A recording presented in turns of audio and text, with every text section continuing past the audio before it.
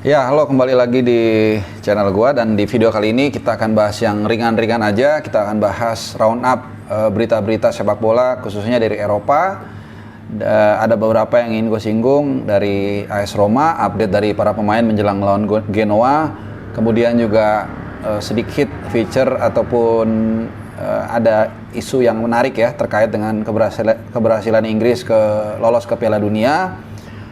Kemudian juga ada ya berita-berita kecil lainnya dari Madrid, dari Manchester City, dan juga dari Championship Division. Nah, kita akan mulai dari yang pertama, dari AS Roma. Jadi Roma ini akan menghadapi Genoa di weekend nanti setelah mulai kembali bergulir Liga-Liga dunia ya setelah international break. Ya, dimana Roma setelah kemarin kalah dari Venezia, ya fans dan juga board of director, manajemen semua menginginkan Roma untuk kembali bangkit. Genoa melawan Roma ini tanggal 22 dini hari. Jadi hari apa tuh? Sekarang Selasa, Rabu, Kamis, Jumat, Sabtu, Senin pagi ya, Senin pagi. Ada beberapa pemain yang udah kembali dari cedera, tapi juga ada yang diragukan. Salah satunya yang agak sedikit mengkhawatirkan adalah Lorenzo Pellegrini ya, yang kayaknya agak diragukan untuk menghadapi Genoa. Ya, ini kita akan tunggu sampai dengan menit-menit atau hari terakhir, mungkin baru Mourinho akan mengambil keputusan dia main atau enggak. Karena kemarin lawan Venezia juga dia main dengan painkiller sebenarnya. Jadi udah agak sakit di lutut kiri, ya, dia dipaksakan main, dan mungkin ini yang membuat dia juga nggak maksimal. Jadi kalau gue sih mikir jangan dipaksain kalau memang nggak bisa.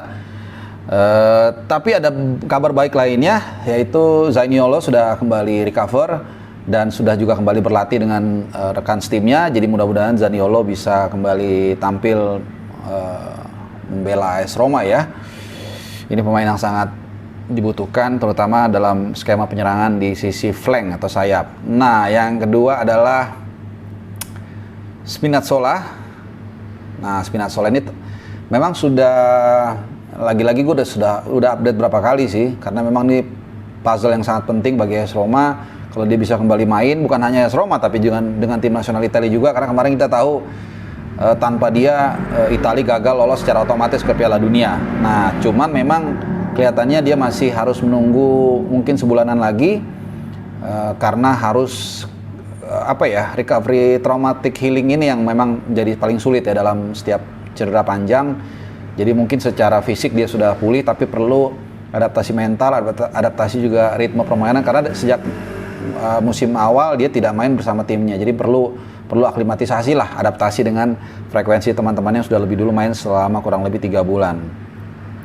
Jadi Desember dia kemungkinan sudah bisa kembali berlatih di Trigoria dengan taktikal dan strategi game plan-nya Mourinho ya. Tapi sekarang kabarnya dia terus memompa pemulihan cederanya, dan kabarnya dia sampai berlatih sangat keras ya, 8 jam sehari. Jadi kita berharap secepatnya dia pulih dan bisa membantu Ilupi untuk masuk kembali 4 besar ya. Kemudian kita ke Inggris. Nah, ke Inggris. Ini keberhasilan Inggris lolos ke Piala Dunia ini bukan hanya karena mereka berhasil mendapatkan tiket ke putaran final di Qatar nanti, tapi juga bermunculannya para pemain muda yang sangat menjanjikan ya. Kemarin kita udah tahu debut starter bagi seorang Emil Smith Rowe, kemudian debut juga bagi Conor Gallagher sebagai pemain cadangan. Kemudian juga Emil Smith Rowe ngasih assist, Conor Gallagher main cukup baik lah ya, tapi ya wajar lah pertama. Kemudian juga bukan hanya itu, ada beberapa pemain yang Aaron Ramsdale, ini lupa yang gue sebut ya, kebetulan ini juga pemain Arsenal. Ini juga kemarin menjalani debut dan clean sheet ya, walaupun lawannya San Marino, tapi ini sebuah pengalaman yang sangat luar biasa dan memberikan juga persaingan sehat dengan Jordan Pickford yang agak sedikit lagi turun ya. Kemudian itu 3 pemain debutan. Kemudian juga, nah di luar 3 pemain ini pun ada beberapa pemain muda yang sudah lebih dulu masuk ke tim, dan gue yakin akan menjadi backbone tim nasional Inggris ke depannya. Bukan tidak mungkin juga di Piala Dunia akan bisa menjadi decisive player atau pemain yang bisa menentukan atau mengubah jalannya pertandingan. Dia itu Reece James ya. Kita jangan lupa ini pemain masih 21 tahun tapi pengalamannya sangat luar biasa dan sudah membawa Chelsea juara Liga Champions, bahkan di final dia tampil sangat luar biasa dalam tanda kutip mengantongi permainan dari Raheem Sterling ya itu. Kemudian Jude Bellingham ini kita tahu pemain dari Dortmund baru 18 tahun juga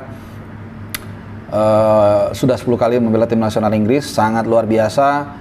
Kemudian satu lagi adalah Bukayo Saka, ini juga sama bahkan sudah tampil di final Euro kemarin, baru berusia 20 tahun. Dan terakhir Phil Foden 21 tahun. Kita semua tahu Phil Foden seperti apa. Jadi begitu banyak tadi 5 sampai 6 mungkin pemain muda tim nasional Inggris berusia 18 sampai dengan 21 tahun ya. Jadi sebuah harapan yang sangat besar bagi tim nasional Inggris ke depannya untuk bisa memutus puasa gelar berapa tahun ya? 40, 50, 55 tahun mungkin ya. 55, 56 lah, sekitar gitu, setengah abad lebih. Walaupun tidak mudah tentunya karena mereka akan berhadapan dengan Jerman, Brazil, Argentina, Italia mungkin ya, karena Italia belum tentu lolos, Argentina juga belum tapi hampir pasti lolos. Nah, itu dari Inggris.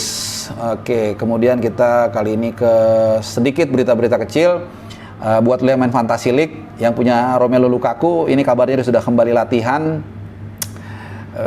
menjelang pertandingan melawan Leicester ya. Ini Lukaku cedera Oktober lalu ya. Jadi banyak yang sudah menunggu kehadiran Lukaku kembali mengisi lini depan dari Chelsea. Kemudian juga, nah ini menarik ya, dari Ronald Koeman setelah dipecat Barcelona hanya berselang mungkin sekitar sebulan kurang lebih. Kabarnya ini dari Marca ya, kabarnya Rangers mengincar Koeman untuk menggantikan posisi yang ditinggalkan Gerrard ya sebagai pelatih kepala. Ya kita tunggu. Ya, ini karena sangat sangat wow banget.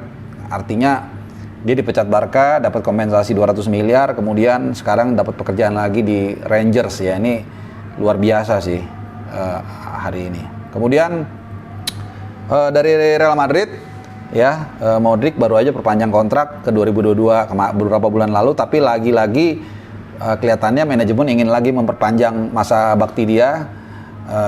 Gua rasa sih wajar karena walaupun sudah mulai digerogoti usia, tapi penampilannya masih sangat sentral dan feeling gua dia akan dijadikan juga sebagai bridging bagi pemain-pemain muda lainnya. Salah satunya Avaminga. Ini pemain yang gua sering ikutin dan luar biasa skillnya, tapi masih muda, masih butuh bimbingan. Bisa jadi Modric diperpanjang, salah satunya tujuannya untuk itu, jadi mentor dari Avaminga dan pemain-pemain muda Madrid lainnya. Ya, sampai 2023 katanya akan diperpanjang. Kemudian dari Inggris, kita balik lagi ke Inggris, ada dua berita yang berita buruk lah sebenarnya ya. Bek kiri dari City, Benjamin Mendy di charge atau disangkakan ya pasal pemerkosaan, dua sangkaan ya. Jadi ini menarik ya karena akhirnya agak sedikit mungkin goyang pertahanan City karena pelapisnya ya. Mendy ini dua musim terakhir emang nggak terlalu perform, tapi lumayan untuk jadi pelapis saat-saat katakanlah seperti Ayemek Laporte kartu merah kemarin, atau mungkin ada yang cedera Zinchenko, ini jadi penting. Tapi oke lah, yang jelas ini satu kasus yang harus segera diselesaikan. Ini kabarnya ya dia dituduh melakukan pemerkosaan terhadap seorang perempuan berusia 16 tahun ya. Oke, kita mudah berharap semua kasusnya segera selesai. Kemudian yang terakhir ada yang satu lagi dari Championship Division, ini timnya Wayne Rooney ya. Ini timnya Derby County ini dihukum 21 poin sehingga semakin terjerembab ke posisi paling bawah, paling nomor 24, poinnya menjadi minus 23. Tadinya dia poinnya tadinya poinnya 19 ya. 18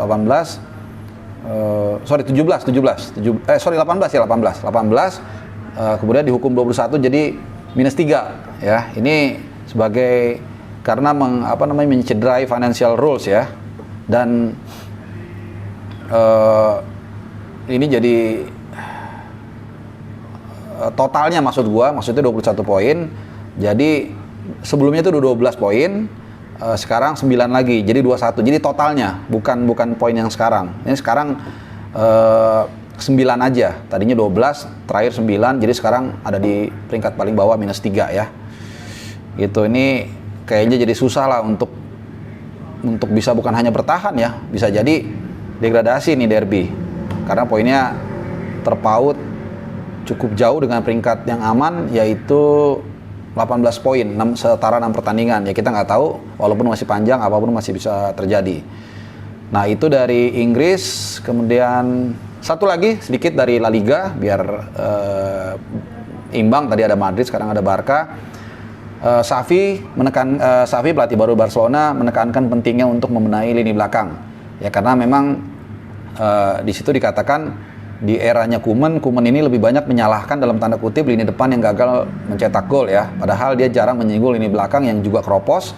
Kenapa? Karena memang jelas sekali dalam sepanjang pertandingan sepanjang musim ini di La Liga mereka hanya 1 kali clean sheet lawan Cadiz. Itu pun 0-0 23 September lalu. Dan yang paling parah kemarin di La Liga terakhir sebelum international break ya, di mana saat itu Barcelona udah unggul 3-0 dari Celta Vigo, kemudian disamakan jadi 3-3. Jadi Xavi mengatakan ini adalah titik paling penting yang ingin dibenahi dulu ya, untuk bisa membawa Barcelona kembali setidaknya ke posisi 4 besar yang gue yakin ini akan menjadi target realistis Barcelona walaupun tidak mudah ya. Kita berharap tentunya ya buat lu Barcelonista, Gerard Piqué dan juga Eric Garcia bisa kembali berduet dengan bagus, dan juga Dani Alves yang baru didatangkan di sisi kanan bisa bukan hanya bertindak sebagai bek kanan tapi juga sebagai mentor, karena memang didatangkan gua rasa juga sebagai jembatan antara gameplaynya Xavi dan juga pemain-pemain lainnya, terutama pemain muda yang ada di ruang ganti. Nah, itu aja roundup dari gua untuk kali ini di edisi hari Selasa.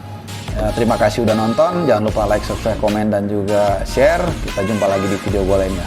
Salam sehat, ciao.